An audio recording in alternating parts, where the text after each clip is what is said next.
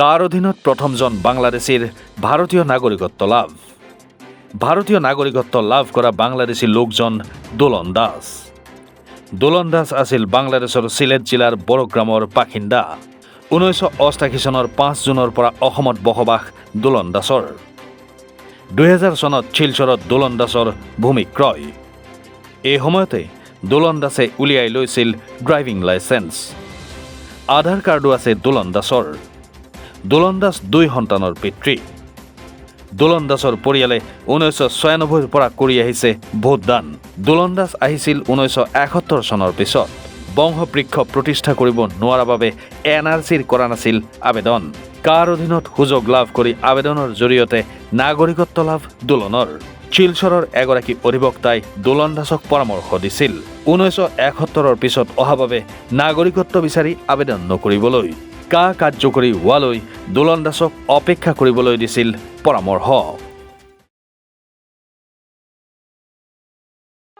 ৰব, আপুনি যে এটা অপৰাধ কৰিবলৈ গৈ আছে, আপুনি জানেনে? এই নাবালিকা গৰাকীক এতিয়াই বিয়াত বহোৱাটো যে এটা অপৰাধ, আপুনি জানেনে? অপৰাধ কেনেকৈ? মোৰ ছোৱালী, মোৰ কথা। তুমি যিয়েই নোকোৱা ভূঞা, 18 বছৰৰ তলৰ যিকোনো কন্যা সন্তানৰ বিয়া দিলেই আইনগতভাৱে এক দণ্ডনীয় অপৰাধ। বিয়া দিয়াজন যিমান দায়ী, বিয়া পতাজনো সমানে দায়ী। এতিয়া তাই পঢ়া শুনা কৰাৰ বয়স, খেলা ধূলা কৰাৰ বয়স। তাইক খেলিবলৈ দিয়ক, পঢ়িবলৈ দিয়ক, আৰু চাব এদিন আপুনি তাইক লৈ গৌৰৱ অনুভৱ কৰিব পাৰিব। এতিয়াই তাইক সংসাৰৰ বোজা দি তাইৰ ভৱিষ্যত জীৱনটো অন্ধকাৰ কৰাৰ অধিকাৰ তোমাৰ জানো আছে?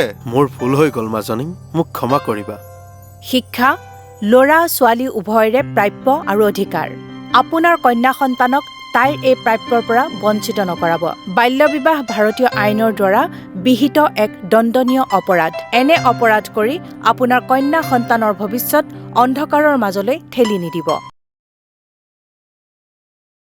নমস্কাৰ, মই উৎপল দাস আৰু আপোনালোকে চাই আছে এনি ভাৰত। আৰু আপোনালোকক জনাবলৈ পাই মই বহুত সুখী হৈছোঁ যে আমাৰ সকলোৰে মৰমৰ শ্ৰদ্ধা জুবিন গাৰ্গৰ গীতসমূহৰ ভিত্তিত এটা খুব সুন্দৰ ৰিয়েলিটি শ্ব' এনি ভাৰতে আয়োজন কৰিছে, জুবিনৰ গানে কি আনে। এই প্ৰথম ছিজনটোত অডিশ্যনছ আৰম্ভ হ'ব আগষ্টৰ পৰা অসমৰ বিভিন্ন জিলাত। গতিকে মই সমূহ কলাকুশলী, বিশেষকৈ যিসকল প্ৰতিভাশীল গায়ক গায়িকা আছে আমাৰ সমাজত, তেওঁলোকলৈ মই এটা আহ্বান জনাইছোঁ, তেওঁলোকে প্ৰস্তুত হওক এই ৰিয়েলিটি শ্ব'ৰ বাবে।